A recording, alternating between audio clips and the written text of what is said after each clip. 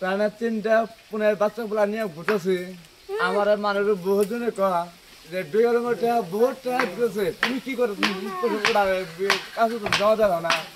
তাই আমি কাছে তো জমা দিছি, জমা দেওয়ার পরে ওই বুড়ি হামেদ আমি তো ট্রেন দিচ্ছি আমাদের 11,500 কেন নিছে 11,500? হামেদে।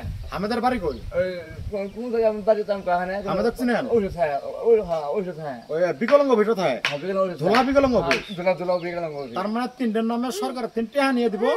আমরা 3 টাকা কত নিছে? 11,500 মানুষটা দেখাই দিব কেন? হাত 2,000 তারপরে কই? শুন 11,500 নিছে। নেওয়ার পরে আমি কাঠ পাইছি, শাড়ি করতে পাইছি, কাঠ পাইছি। পাওয়ার পরে কাগজ সব জমা দিছি।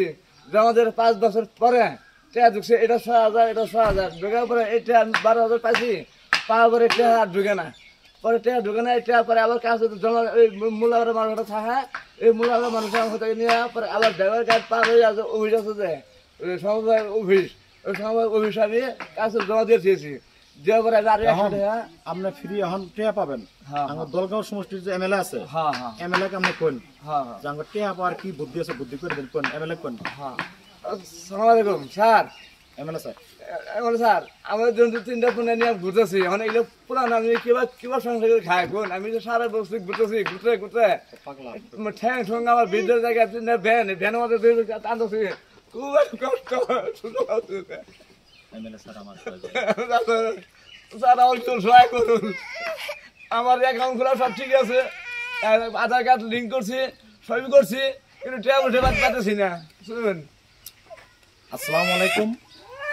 আমার দলগাঁও সমষ্টির বিধায়ক আলহাজ মুজিবুর রহমান সাহাব, আপনি গোটেই অসম নহয়, গোটেই ভারতের মানুষ জানে দলগাঁও সমষ্টির বিধায়ক আলহাজ মুজিবুর রহমান সাহাব এজন জনদরদী, দুখীয়ার জনদরদী বিধায়ক।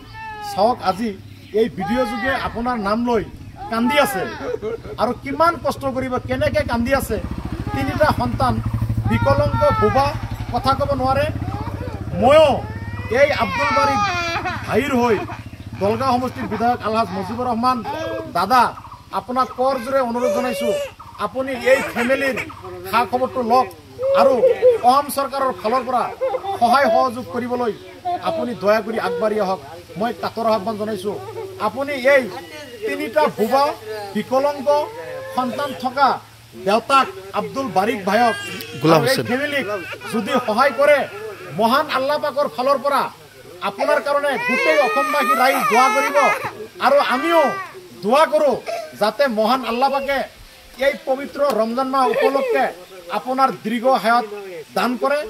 এয়াই কামনা কৰিছোঁ মহান আল্লাহ পাকৰ দৰবাৰত।